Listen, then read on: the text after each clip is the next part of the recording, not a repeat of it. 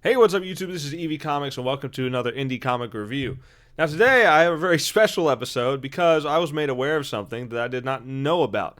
And that thing that it is I didn't know about until today, or I guess yesterday, was that Liam Gray has a webcomic that is available for free. Now, I did not know about this. I didn't know he had this for free, but I was told this by someone and told to check it out. Now that person said that they didn't like it. They found the comic to be rubbish.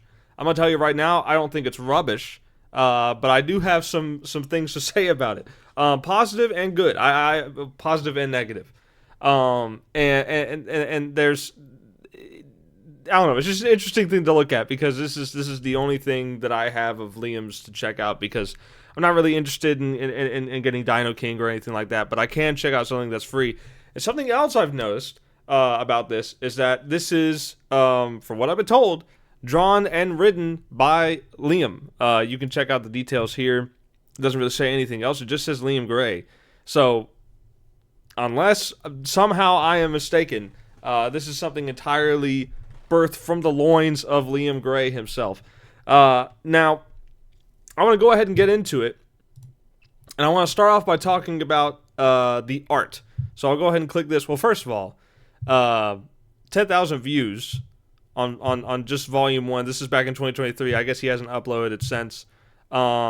Pretty good. But speaking of views, Little Miss Steel, ladies and gentlemen, 13,000 views on the first volume. That's pretty good.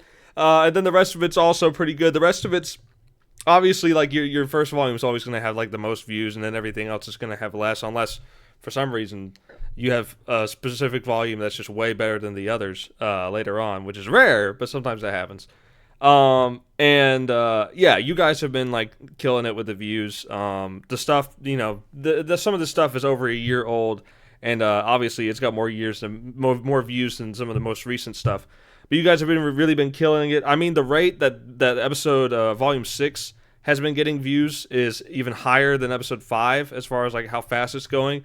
I don't know if Volume 6 will overtake Volume 5. That would be weird. But certainly it's been growing faster, so I appreciate that. I also appreciate FFS for featuring my video again on their podcast Sunday for CG Church. Thank you guys so much for that. And yes, Cynic, your podcast isn't worth watching since you agreed that Liam should be on the show. Nah, I'm kidding. But anyway, I just wanted to get that out of the way, and thank you guys so much for the support. Now that I'm done grifting, let's get back to the actual comic review at hand. This is Kakashi Murder Dolls, and I want to go ahead and get started with the art. Just talk about that and get that kind of out of the way, because for the most part, I don't really have anything negative to say about the art. However, if you look at it, you got some promotional pages here. It says it's 50 pages at the bottom, but in reality, it's more like 40 pages because there's so much extra pages of stuff. I mean, all of this doesn't have anything to do with the actual like interior of the book. Like all of this is just like, just 1, 2, 3, 4, 5, 6 extra pages of stuff on this, which I don't mind. I don't think it's a bad thing. But it definitely is more like a 40-page comic than or manga, I should say, than 50. But I want to go ahead and talk about the art style itself. It's manga. It's very much manga. If you've seen literally any manga ever, this looks a lot like it. And if you don't like manga, then you probably won't jive with this art style. If you do like, if you do like manga, then this would not be offensive to you at all. You will very much like this style. And you know what? Like a lot of people. It's something that's not for them. Sometimes it's for them. For me, I find it okay. I don't find this art to be bad. I find it to be a little generic, I suppose. Like it looks like manga and nothing else. And even stuff like Andrew Rowland's comic looks like manga in a way. But it doesn't quite look exactly like manga. Like it has like a certain uniqueness to it that I think sets it apart from what your traditional manga looks like. This just straight up just looks like a manga, which is in a way its own form. I would say good. That's a compliment that I'm giving. But the compliment that it looks like manga comes at the cost of it having its own unique imprint. And I don't really feel like it has that. Now, the next thing I want to say about the art is that there's a few things. There's a few minor nitpicks that I want to get out of the way. And one of them is this page right here. I'm not going to go over every single page. But right here, all of a sudden it becomes dark. I found that a little confusing because whenever I was, you look at these pages up here and everything is pretty much daytime, it seems. But then there's this page that looks like it's in night, and this page that looks like it's at night. And I think they're doing it to apply some kind of menace to this character who only shows like one of his eyes, and he's obviously very scarred up and stuff. I think it's to apply menace, but all of a sudden it goes from being, broad daylight outside to being very dark. And maybe it's because they're going inside this building, but even the building has like lights at the top and everything. It's very clearly they're showing that there's lights here, but all of a sudden the lighting will just change to dark, to pitch black even on this panel here. And I found that a little confusing, but not too bad, not too confusing. I did personally, and this is my fault, whenever she was holding her stomach here from some kind of wound, I thought for a second that this guy had shot her because he's got this gun here, and this dude says, "Hold it," and then all of a sudden she's got this wound and he's pointing a gun at her, right? I thought that he took a shot at her here. What I didn't realize on my initial look through was that she was holding her stomach here and holding it there. So there was obvious setup and sign for that. I'm not going to fault that. That was just me personally. I didn't realize that that's what was going on. You couldn't see the blood up here on these panels, which was I believe intentional. But yeah, I just got confused with that. That's a personal thing. That's not a nitpick or a critique at all. That's just me being stupid and not realizing that. Now, the only other thing about the art that I want to talk about is there's two places where things just sort of feel like they are there, like they've been dropped into a scene and they don't necessarily fit it. And that's this page right here with this mech. This mech is really cool looking. I like the art on this. I like everything about it as far as its design. Its pose is very menacing, but it kind of, I can't quite describe it. I'm not entirely sure what it is. Maybe it's because it doesn't have a clear shadow underneath it, and neither do the people over here. But it feels like these characters were just kind of dragged and dropped onto the page instead of actually being part of the scene. And it's again, I very rarely critique art because it's so subjective. This I feel like is a little more objective here, where there's not really a clear spatial aspect to where they are in the shot. And it just, I noticed it right away, and I thought it was a little bit distracting. I do like how the cannon is so big it's poking through the top frame here. And some good things here. This establishes pretty early on that it's in Australia because you see these kangaroos, right?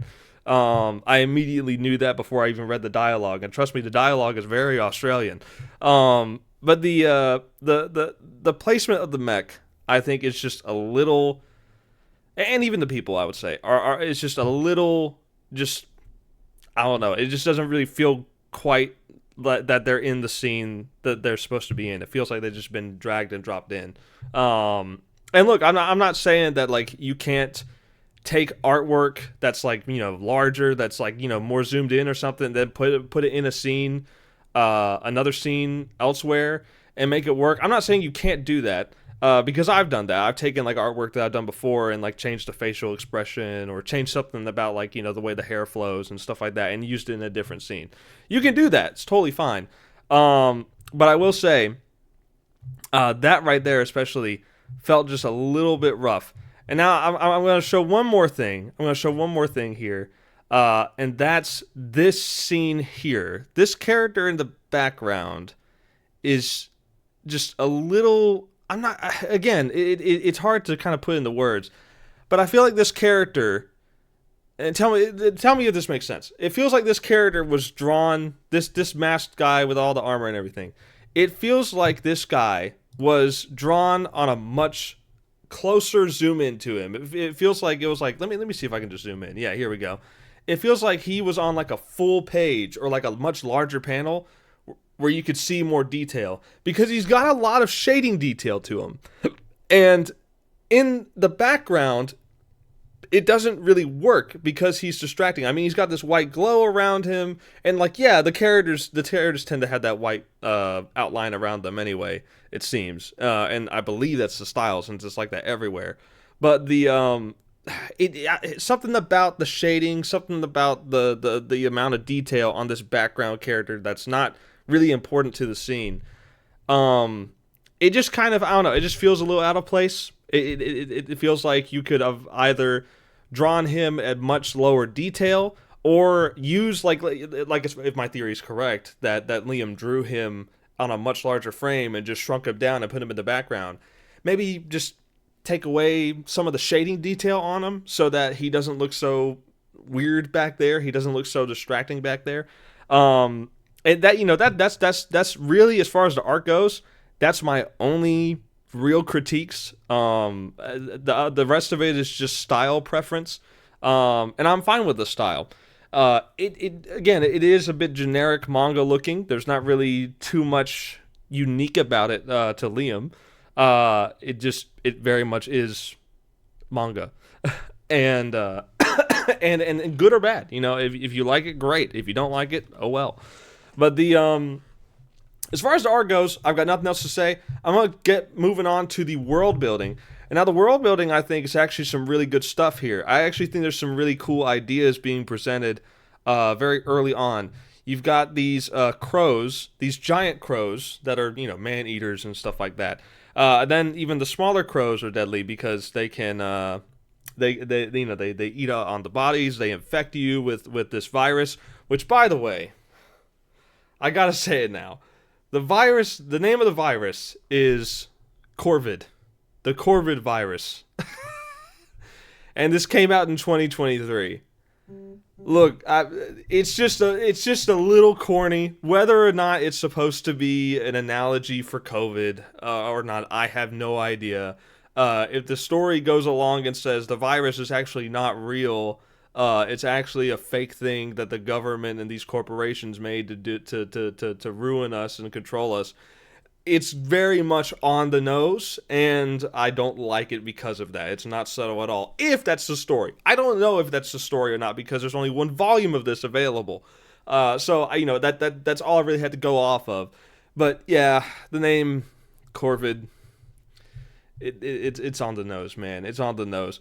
But the world building here basically is that these crows have this virus that's infecting people, and you've got these different corporations that are somewhat saving people, but also like killing them, and not even people that are just infected, but they kill this this kid's name is Jack.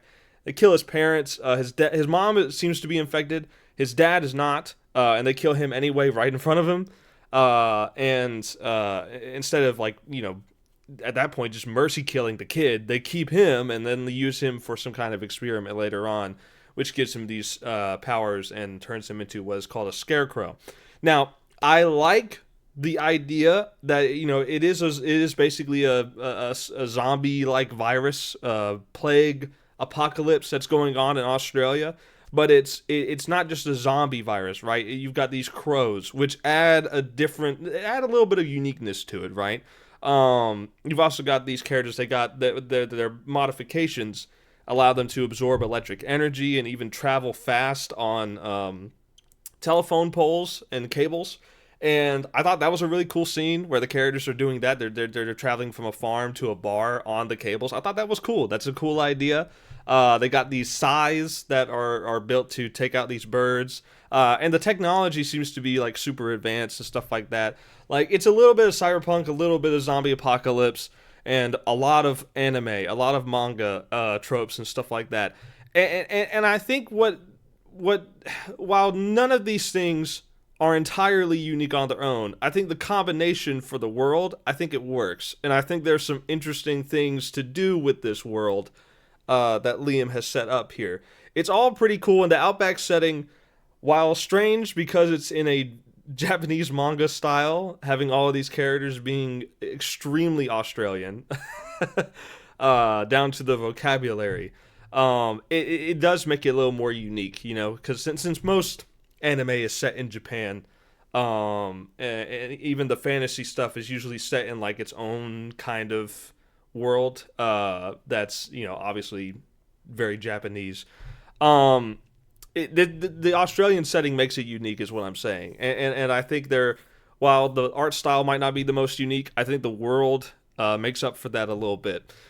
But here's where I get to my most negative critiques. I've sung the praises of Liam Gray so far, with a few nitpicks here and there. But here is where I'm actually going to start to get a little negative in this review, and that is the characters. I don't even have really a plot segment to this review, because reviewing the characters is basically going to review the plot. Because as far as what happens in this first volume, there's not a whole lot, to be honest. There's really just not a whole lot that goes on, and it's very short, despite the fact that it's 40 pages.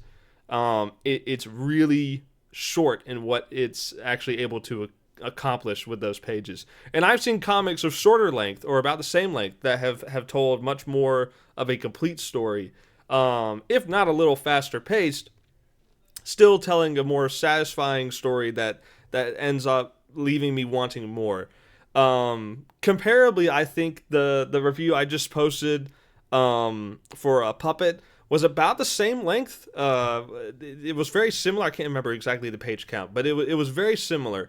And it told a more, I think, intriguing story that left me wanting more at the end of it, even if I did feel like the ending could have had a little bit more action to it, a little more of a cliffhanger going into it. But I still felt like that story does a better job with its shorter amount of pages compared to some of the Rippaverse stuff, for example. That's like 80 to 100 pages. This is comparably similar to Puppet, but I felt pretty empty by the end of this.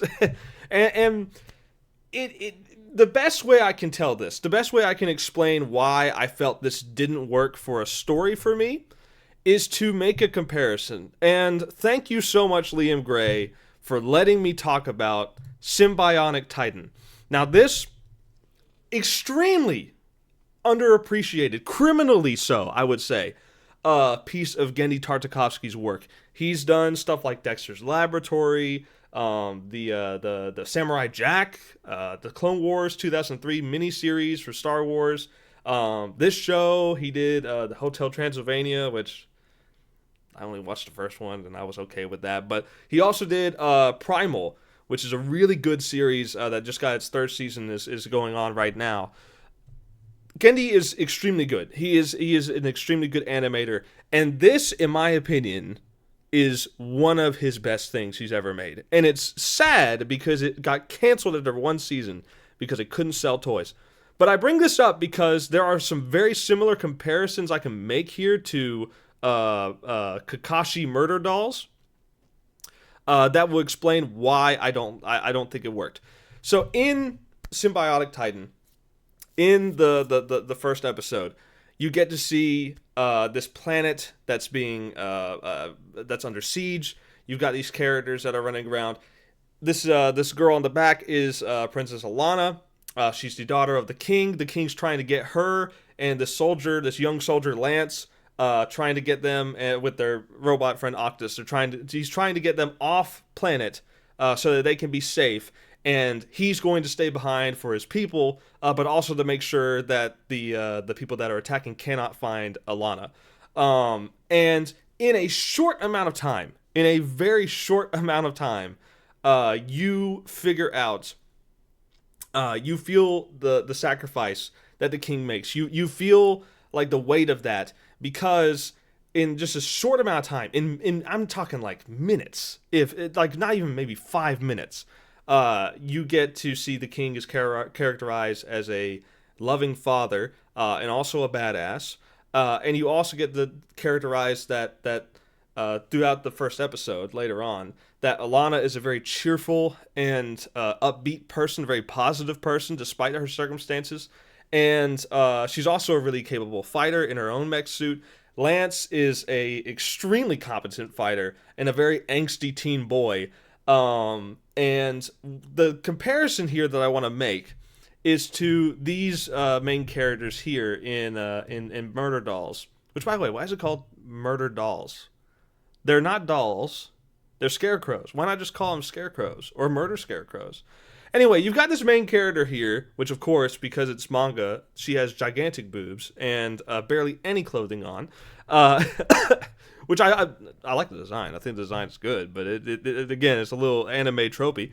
You got this girl here who is named Scarlet. She's kind of an upbeat, sort of playful type of person, similar to Princess Alana. And then you've got Jack, which is the kid who got his parents killed right in front of him. This guy right here, who is also showing a lot of his anime boy abs. It has an eye patch, as if it wasn't traumatic enough that he had his parents killed in front of him. That his mentor had to scoop out his eye when he was like 12 years old.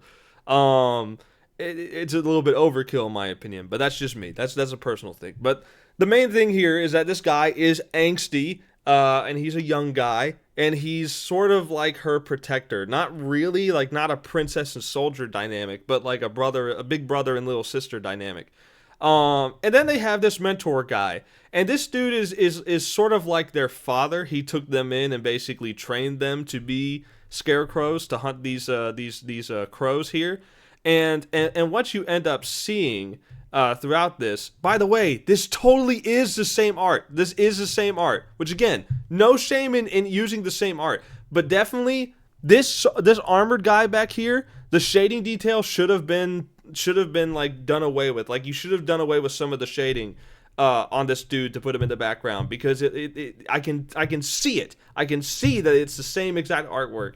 And you needed to do a little bit something less with the shading so he didn't stand out in the background. Could have even made him just a black figure in the background and like a silhouette, and I think that would have totally worked. I would not have even questioned that. I would not have even said anything about it if he was just a silhouette in the background, because I would have known by the same silhouette I saw up here on this page that it's the same guy. That's my final thoughts on that.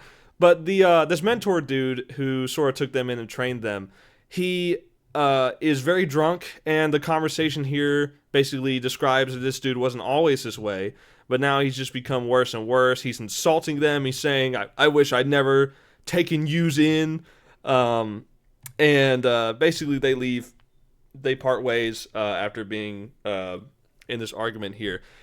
And you would think that this is setting up some kind of like emotional setup for the inevitable, the inevitable tragedy that either the mentor dies, or that the mentor is captured and they need to save him, and then he ends up dying. But they have some kind of small, forgiveness or, coming together that at least allows them to part ways on good terms, right?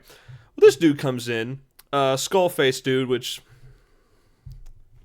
not the most creative villain, but this guy comes in and basically just straight up just instantly beheads him, slices his head in half, scoops out his brain, takes it, and then there's a shower scene, of course, and then he's shirtless some more, and then they come back to the bar, and instead of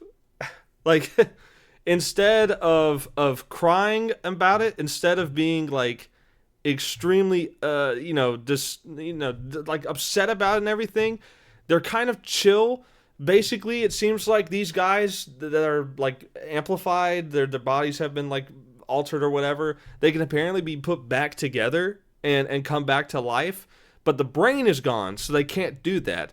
And then they have this scene where, like, she's not upset, she's not crying here because, or almost crying here because the mentor died, she's upset because the people at the bar, the people of this area, are firing them for being their scarecrows, their protectors. That's why she's upset. And then this conversation afterwards, they're still not like, none of them are crying about it. None of them even look too emotional about it. If anything, Jack is angry, but he's angry because he's gonna settle this guy's debt or whatever. And this emotional, or rather lack of emotional reaction, and the previous scene before the mentor dies, because of the way that was set up, when he got his head sliced off, I felt nothing. I felt absolutely nothing seeing this guy die. I didn't even feel bad for these two, because as established, they didn't really have a good relationship with him in the first place. And then after they show up and like find him like that, and then are talking about it later on at this scene, I still feel nothing, because there's no sort of emotional connection here. And again, going back to Symbionic Titan, in a short amount of time, you feel for the king who's sacrificing him being with his daughter. He's taking a huge gamble on sending her and this soldier, who at the time you don't even know if he really knows all that much, trusting this guy and this robot here to protect his daughter so that she can have a chance at surviving and potentially coming back when it's safer, and sacrificing his safety, and he ends up getting captured and tortured to find out the location of her. And you feel so much more from that short amount of time at the beginning of episode 1. I feel so much more watching that as a kid and even as an adult now than I ever did reading this. I felt just nothing reading this as far as like an emotional attachment to the story or anything. And at the end of the day, the only real thing I have to say left about this is that it feels like it's trying really hard to be manga. It's trying so hard to be manga. It looks like manga. It's got the sexy girl like Monica. It's got the manga. It's got the shirtless ripped dude like manga. It's got the edgy kind of character like manga. Everything about it is trying so hard to be Japanese, to be this style of storytelling from another part of the world. And it seems like Liam tried so hard to do that he forgot to actually make the story compelling and interesting.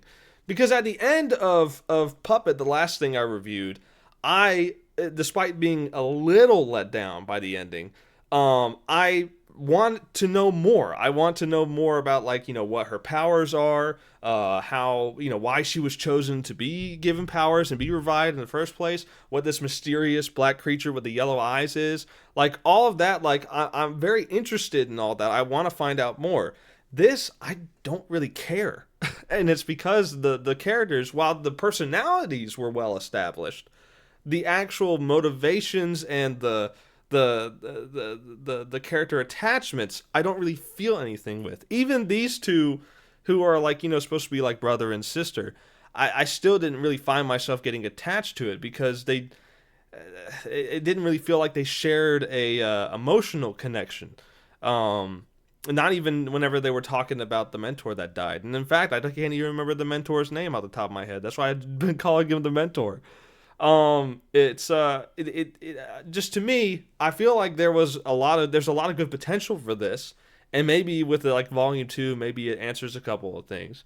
But at the end of the day, after reading this, I'm not really interested. I'm not really, like, I don't really care to read another volume of it, because there's nothing really gripping me. I mean, the cliffhanger for this is that the old guy was killed, and I guess they're gonna go figure it out, but I don't necessarily care about the old guy. I don't care that he died. I don't really feel bad that he died, because he seems like a real jerk.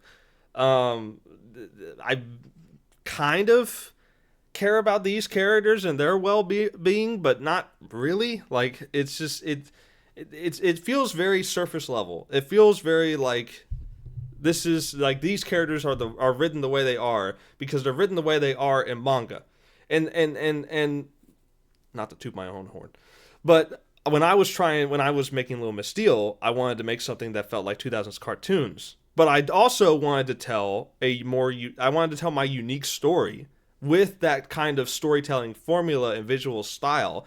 I wanted to do that while also paying tribute to the 2000s and the things that made my childhood really awesome. So, that's really all I had to say at the end of the day. I feel like this is trying so hard to be manga that it forgot to be something unique. It forgot to be something interesting. So I already know Liam's not gonna like this video if he sees it. Maybe Frog Tony will EFAP it or whatever. Hi Tony. Hi Liam. Whatever. And I know my art is probably gonna be made fun of. They're gonna look at this and they're gonna be like, "Oh, that's real rich coming from the guy who draws cartoons." Yeah, it's called a style. It's called an art style. And I don't claim to be the best artist ever. I've never claimed to be like the greatest artist. I'm not claiming to be as good as like all the CG Kings or whatever. I've never said that. I'm always trying to improve. I know I can improve. That's the whole point of being an artist is constantly improving. So at the end of the day, if people want to try and say that I can't say anything about the art because they think my art sucks, I don't care. You can it's art is largely subjective. You can think whatever you want about my art. It's not gonna bother me whatsoever. So anyway, that's all I got for today. Thanks so much for watching. Stay tuned for Little Miss Steel Volume 7 is in the works. And Volume 1, you can get your physical copy of Volume 1 very soon on Indie Crowdfund. Go look up indiecrowdfund.com, and I should be on the front page. Little Miss Steel Volume 1 campaign, it's in its pre-launch phase. So follow that, and you'll get notified whenever I go live with it. So if you want your own copy of that, follow it. Stay tuned, subscribe to get notified when I upload new videos. And until next time,